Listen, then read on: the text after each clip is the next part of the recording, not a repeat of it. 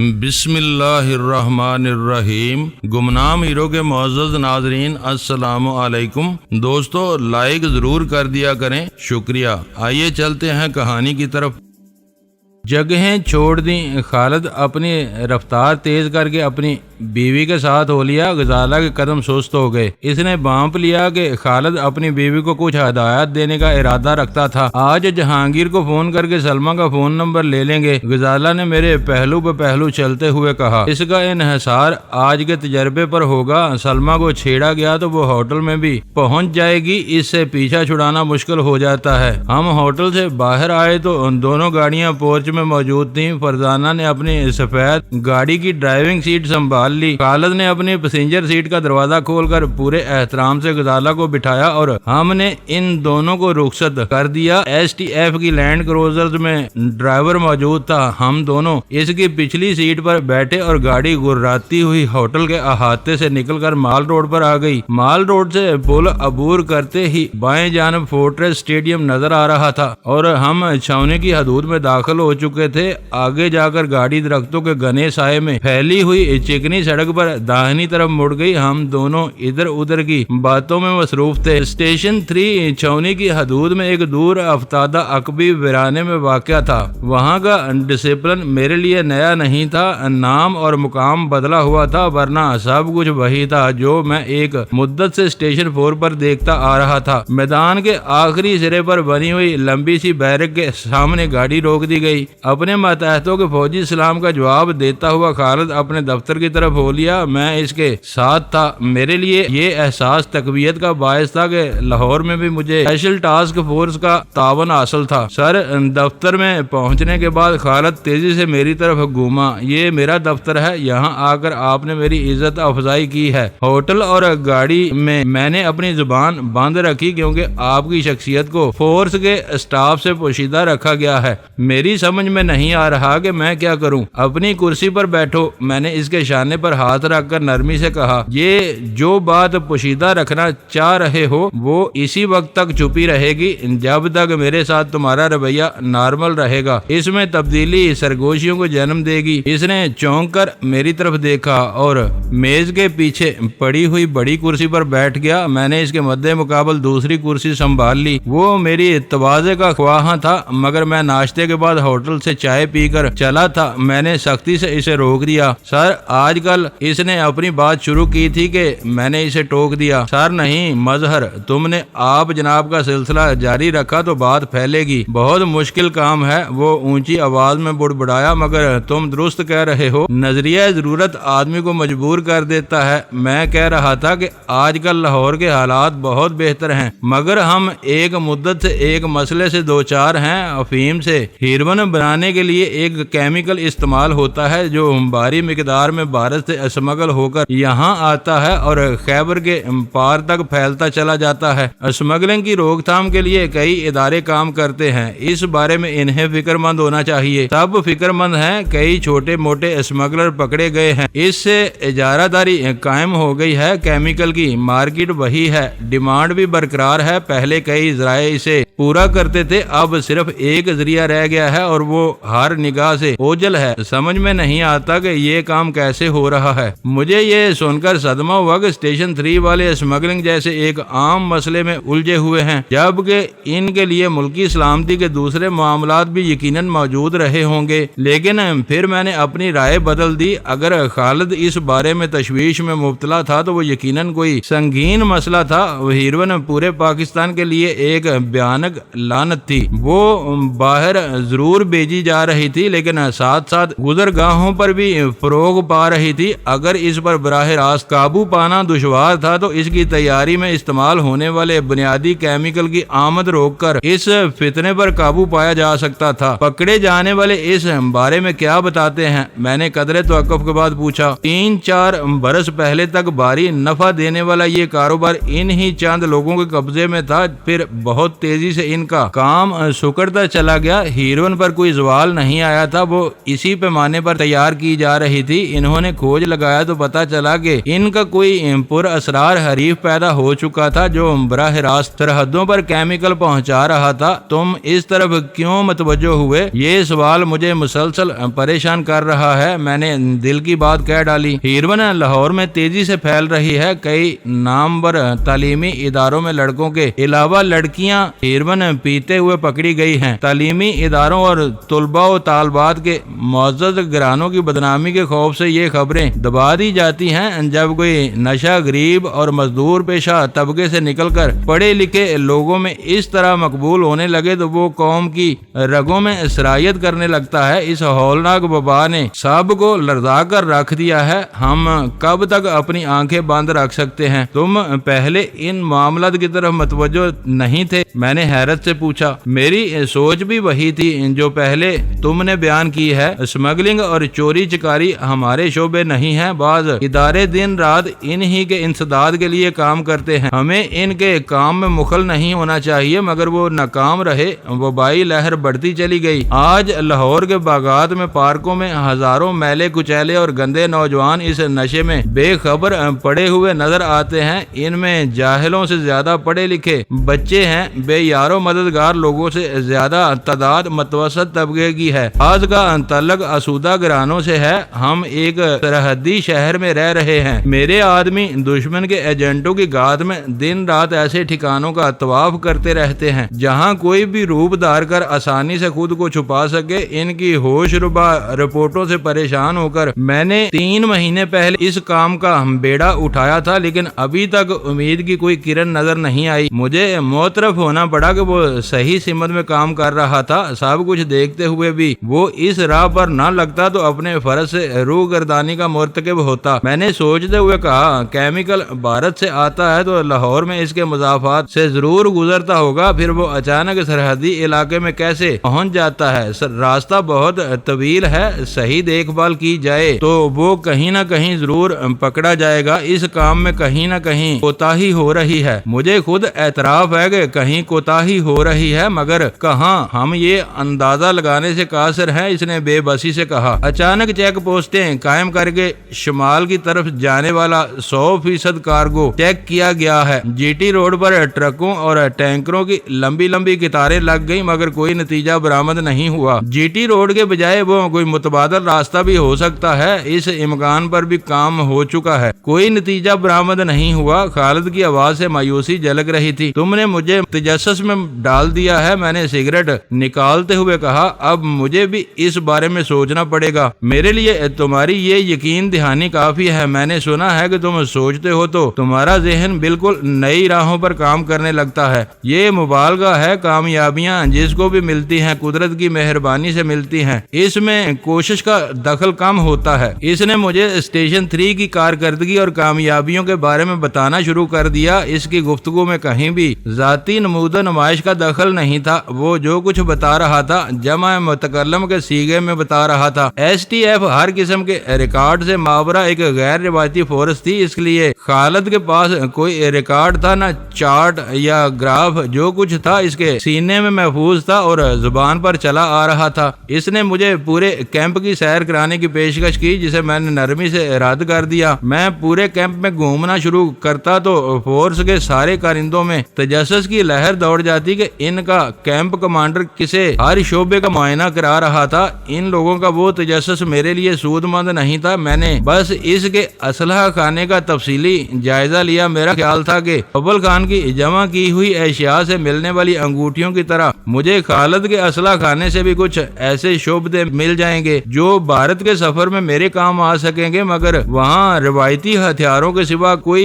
غیر معمولی چیز موجود نہیں تھی۔ مجھ سے تفصیلی گفتگو اور میرے رویے کے مشاہدے کے بعد خالد نے یہ بات اچھی طرح ذہن نشین کر لی تھی کہ اس کی طرف سے دیا جانے والا کوئی بھی غیر معمولی پروٹوکول میرے لیے دشواریوں کا پیش خیمہ بن سکتا تھا۔ میرے لیے اتنا ہی کافی تھا کہ اس نے مجھے اور غزالہ کو ایس ٹی ایف کے مہمان کا درجہ دے کر ہوٹل میں ہماری رہائش کا بندوبست کر دیا تھا۔ میں نے اس کے دفتر سے اول خان کو فون کیا تو وہ اسٹیشن 4 پر ہی موجود تھا۔ اس وقت سی ایس ڈی میرے ساتھ موجود تھی۔ میں نے فون کے ساتھ اسے استعمال کرنے کی ضرورت محسوس نہیں کی۔ جب میں ہوٹل کے فون سے جلال سے کھلی پیسفلی باتیں کر سکتا تھا تو اسٹیشن 3 سے بات کرنے میں کوئی حرج نہیں تھا۔ کچھ پتہ نہیں چل رہا۔ میرے استفسار پر اول خان نے جواب دیا، میں جو کچھ تمہیں بتا چکا ہوں میری معلومات وہیں تک محدود ہیں، شاید اوپر سے کچھ احکام آئے ہیں، اس معاملے کو ٹاپ سیکرٹ رکھا جا رہا ہے۔ بات شروع ہوتے ہی خالد دفتر سے باہر جا چکا تھا۔ اس بارے میں تم نے جلال سے کوئی بات کی تھی؟ میں نے پوچھا۔ وہ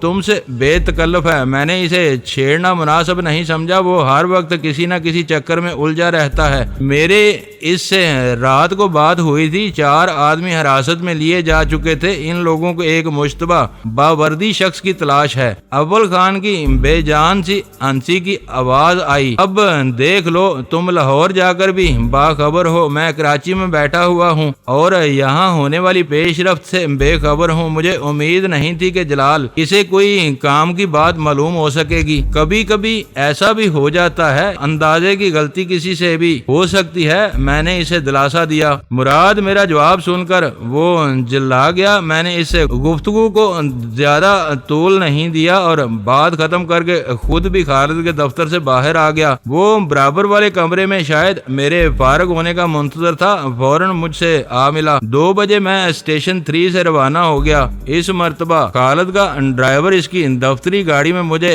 ہوٹل لے جا رہا تھا۔ چابی کی بورڈ پر موجود تھی، صاف ظاہر تھا کہ غزالہ اور فرزانہ کی واپسی نہیں ہوئی تھی۔ ہوٹل واپسی کے لیے 3 بجے کا تعین کیا گیا تھا۔ فرزانہ وقت پورا ہونے سے پہلے غزالہ کی جان چھوڑنے والی نظر نہیں آتی تھی۔ چابی کے ساتھ پیغام کی ایک سلپ بھی منسلک تھی، اس پر جلال کے نام کے نیچے ایک فون نمبر لکھا ہوا تھا۔ فون نمبر کے ساتھ کوئی کوڈ نہیں تھا جس سے ظاہر ہو رہا تھا کہ وہ لاہور پہنچ چکا تھا اور یقینی طور پر خود ہوٹل آیا تھا۔ میں کاؤنٹر سے چابی لے کر اپنے کمرے کی طرف چل دیا۔ کمرے میں پہنچنے کے بعد میں نے بیلٹ ڈھیلی کی، پتلون میں اڑسی ہوئی قمیض باہر نکالی، جوتوں اور موزوں سے نجات حاصل کی اور مسہری پر بیٹھ کر جلال کا چھوڑا ہوا نمبر ملا لیا۔ وہ کسی دفتر کا فون نمبر تھا، اس وقت جلال وہاں موجود نہیں تھا۔ میں نے مظہر خان کے نام سے پیغام چھوڑ دیا۔ اسے یاد ہونا چاہیے تھا کہ میں اپنی سفری ضروریات کے تحت اپنا نام تبدیل کر چکا تھا۔ نام یاد نہ ہوتا تو وہ ہوٹل میں میرے لیے پیغام نہیں چھوڑ سکتا تھا۔ غزالہ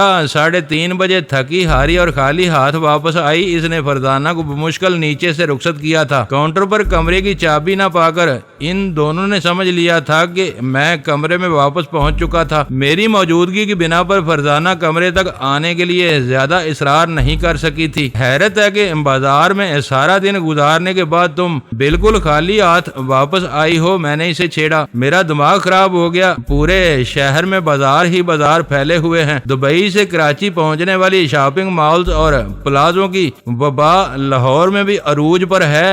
ہر جگہ تماشائی بے شمار ہیں اور خریدار نایاب ہیں۔ جو پھنس جاتا ہے دکاندار کا سارا خرچ اسی سے وصول کر لیا جاتا ہے۔ بلا کی مہنگائی ہے یہاں۔ غزالہ بیٹھ گئی۔ تمہیں کچھ خریدنا ہی نہیں تھا تو سستے اور مہنگے سے کیا فرق پڑتا ہے؟ اصل شوق فرزانہ کا تھا، تمہارے بہانے اس نے دل کھول کر خریداری کی ہوگی۔ اس نے انارکلی سے صرف ایک دوپٹہ لیا، وہ پورے خلوص سے مجھے لاہور کے بازار دکھاتی پھر رہی تھی۔ بن سنور کر آئی تھی، خاصی فیشنیبل عورت ہے اور اس نے صرف دوپٹہ لیا۔ وہ بہت سیدھی اور پرخلوص عورت ہے۔ دونوں میاں بیوی ہم سے ملنے کے لیے بن سنور کر آئے تھے۔ آمدنی محدود اور حسرتیں لامحدود ہیں۔ وہ ذرا بھی تیزی اور تراری دکھاتی تو میں اسے کسی اسٹور میں بھٹکتا ہوا چھوڑ کر خاموشی سے ہوٹل لوٹ آتی۔ اچھا ہوا کہ تم نے اسے پرکھ لیا۔ خالد اول خان کا ہم منصب ہے لیکن عمر میں اس سے بہت چھوٹا ہے۔ مجھے الجھن ہو رہی تھی کہ اس کا معیار زندگی اتنا بلند کیسے ہے۔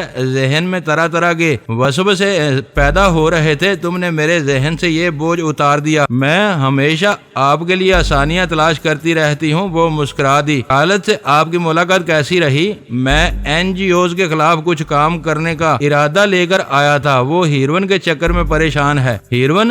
STF والے کب سے اینٹی نارکوٹکس فورس میں شامل ہو گئے؟ میں نے اسے اختصار کے ساتھ خالد کا مسئلہ سمجھا دیا۔ وہ تفہیمی انداز میں سر ہلاتے ہوئے بولی، ان حالات میں اس کی پریشانی بجا ہے۔ میں سوچ کر آئی تھی کہ آپ کو ہیومن سوسائٹی کے بارے میں بتاؤں گی۔ فرزانہ نے مجھے آدھا لاہور گھمایا ہے۔ ہر طرف ان کے بڑے بڑے پوسٹر لگے ہوئے تھے۔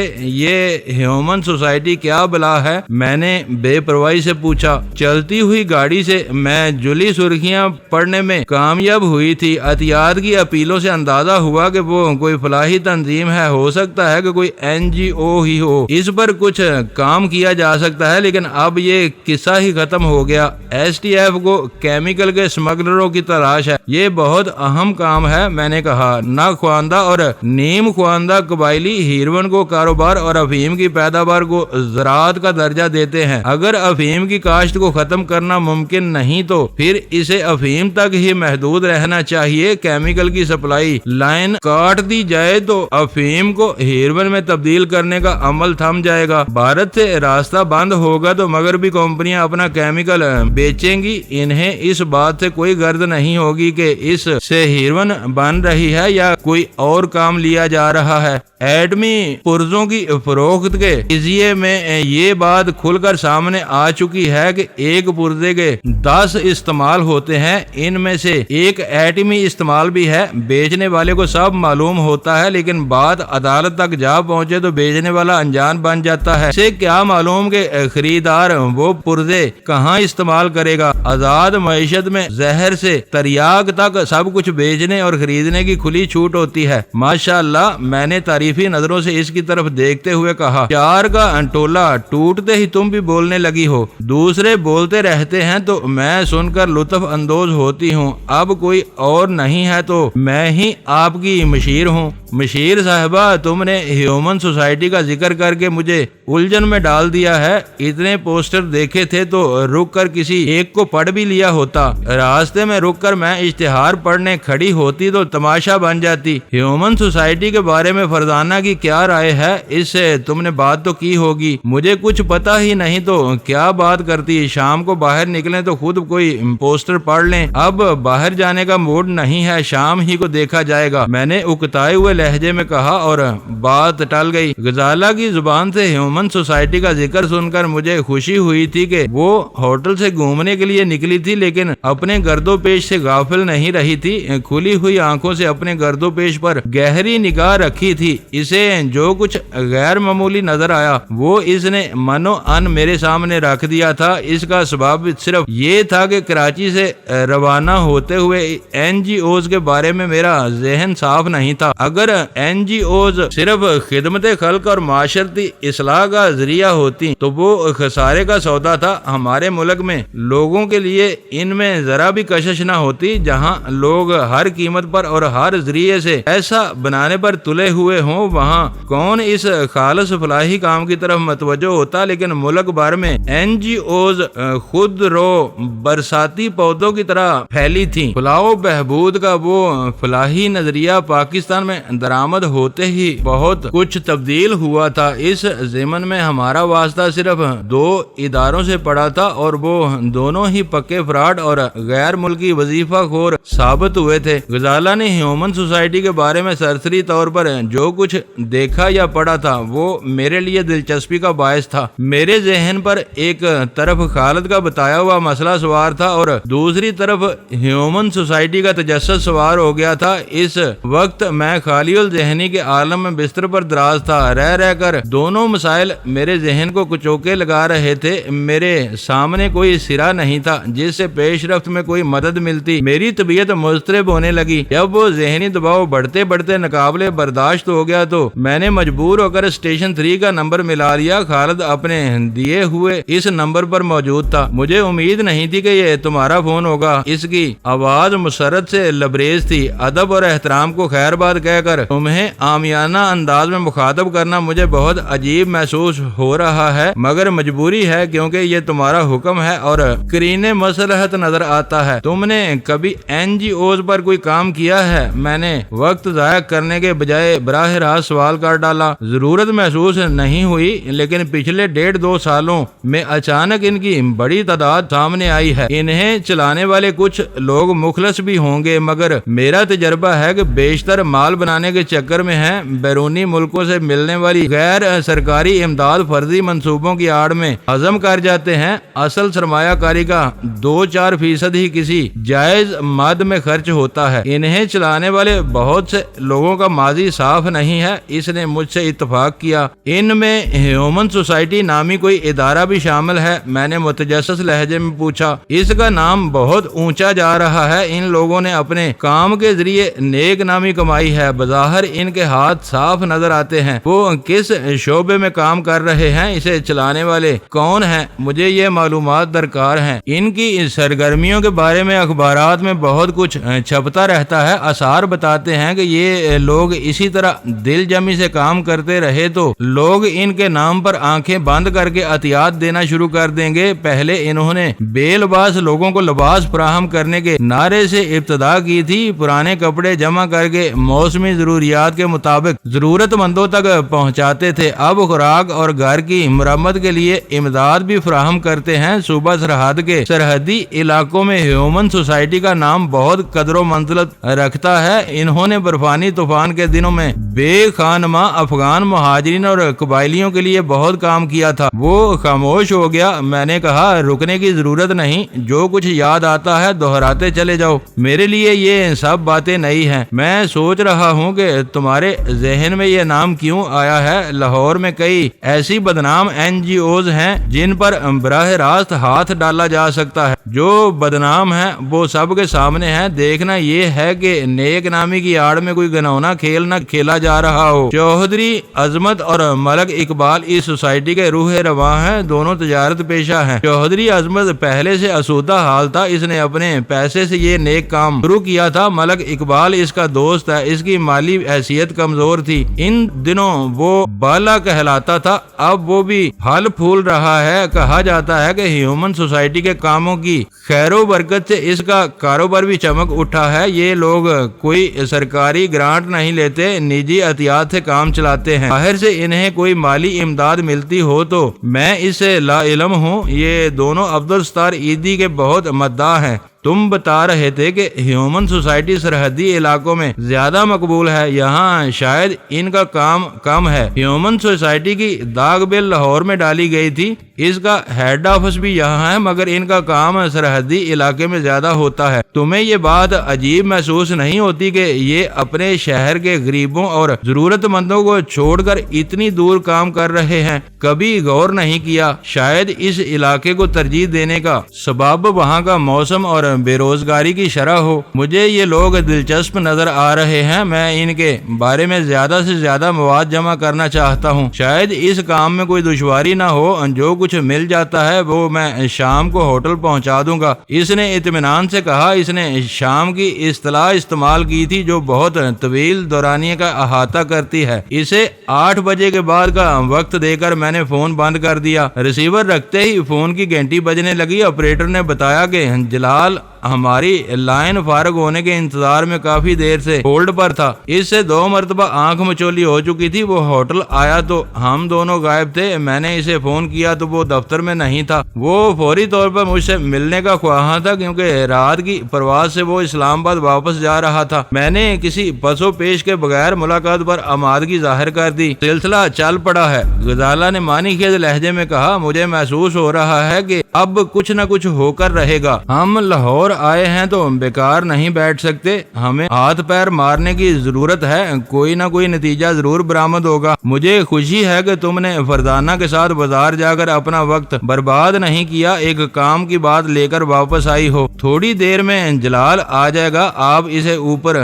بلائیں گے یا نیچے جا کر ملیں گے؟ اس نے وال کلاک پر نظر ڈال کر پوچھا۔ نیچے ملنا مناسب نہیں ہوگا، وہاں آزادی سے بات نہیں ہو سکے گی، میں اسے اوپر بلواؤں گا۔ تعارف ہونے کے بعد تم کچھ دیر کے لیے نیچے چلی جانا، ہوٹل سے باہر نکلے بغیر تم اپنا وقت گزار لوگی، ہم تخلیے میں ذرا کھل کر بات کر سکیں گے۔ ہیومن سوسائٹی کے بارے میں اس سے بھی ذکر کریں گے؟ غزالہ نے سوال کیا۔ نیم دلی سے کوئی کام مکمل نہیں ہوتا، جس کام میں ہاتھ ڈالو اپنے پورے وسائل کے ساتھ ڈالو۔ میں اس سے ضرور تذکرہ کروں گا، کچھ معلوم ہو یا نہ ہو تذبذب تو ختم ہو جائے گا۔ ہو سکتا ہے کہ اس سے دوسری ملاقات کی نوبت نہ آ سکے۔ اس نے اپنے بیگ کی زپ کھول کر شناختی کارڈ اور پاسپورٹوں والا لفافہ میرے حوالے کر دیا۔ جلال نے ہوٹل پہنچنے میں زیادہ وقت نہیں لیا۔ اس کی وجہ یہ تھی کہ ہوٹل شہر کے مرکزی علاقے سے بہت قریب واقع تھا۔ انٹرکام پر اپنی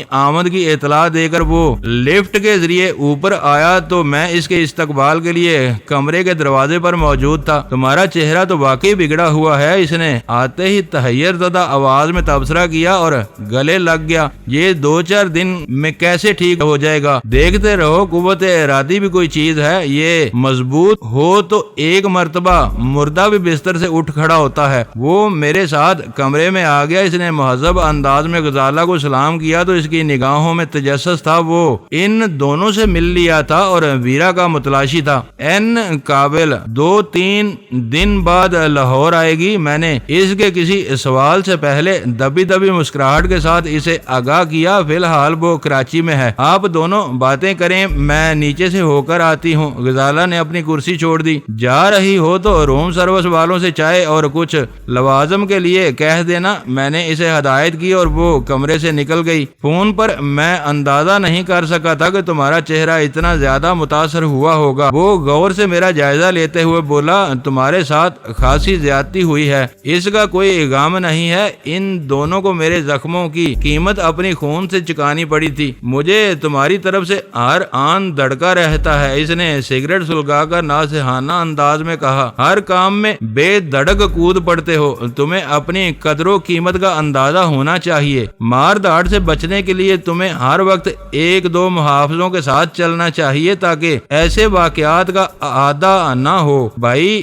میں ماروتی سے مل کر ہسپتال سے لوٹ رہا تھا، مجھے کیا خبر تھی کہ وہ حرام زادے میری گھات میں بیٹھے ہوں گے۔ اب اسے دہرانا بے سود ہے۔ اس وارننگ کے بعد تمہیں محتاط ہو جانا چاہیے۔ لاؤ تمہارے پاسپورٹ وغیرہ کہاں ہیں؟ میں نے لفافہ اس کی طرف بڑھا دیا۔ اس نے لفافہ کھول کر تینوں پاسپورٹوں کا جائزہ لیا اور انہیں دوبارہ لفافے میں ڈال دیا۔ یہ میں اپنے ساتھ لے جاؤں گا، دوسرے کام ہو جائیں گے، لیکن پاکستان سے روانگی کی مہر تمہارے پروگرام کے مطابق لگے گی۔ اس میں فرق ہوا تو گڑبڑ ہو جائے گی، اس بارے میں تمہیں فون پر بتا دوں گا۔ یہ بتاؤ کہ کراچی کی کیا خیر خبر ہے؟ وہ مردود شخص پکڑا گیا، ایک کمپنی میں دربان ہے، اس کے پاس وہی گھسی پٹی کہانی ہے۔ اسے ایک تھیلا 24 پیٹیوں میں پہنچانے کے لیے 1000 روپے دیے گئے تھے۔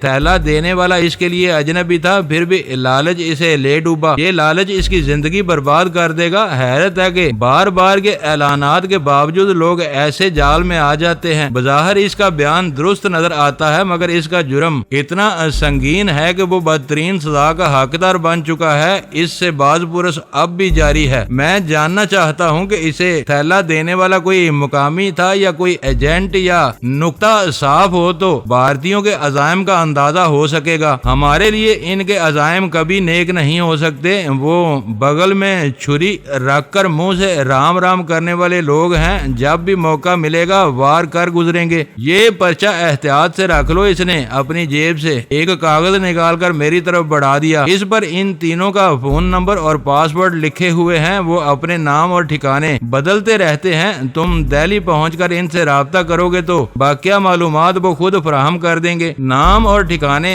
بدلتے رہتے ہیں تو پھر یہ فون نمبر بھی بدلتا رہتا ہوگا، میں نے اعتراض کیا۔ پاسورڈ 3 ہے، نمبر 1 ہے، یہ ان کے رابطے کا آدمی ہے۔ جلال نے پہلو بدل کر وضاحت کی، ان میں سے کوئی موجود نہ ہوا تو وہ شخص تمہیں وقت دے دے گا۔ تم مقررہ وقت پر دوبارہ فون کرو گے تو تمہارے مطلوبہ آدمی سے بات ہو جائے گی۔ 3 کے بجائے 1 ہی نام ہوتا تو زیادہ بہتر ہوتا، میں نے وہ رکا اپنی جیب میں رکھتے ہوئے کہا۔ ہو سکتا ہے کہ کام یا کسی خطرے کی وجہ سے ان میں سے کوئی دستیاب نہ ہو، ایسی صورت میں تمہارے پاس متبادل رابطہ موجود رہے گا۔ ایک نام ہوا تو اس سے زیر زمین ہونے کی صورت میں تم کچھ بھی نہیں کر سکو گے۔ یہ تینوں ہمارے بہترین آدمی ہیں۔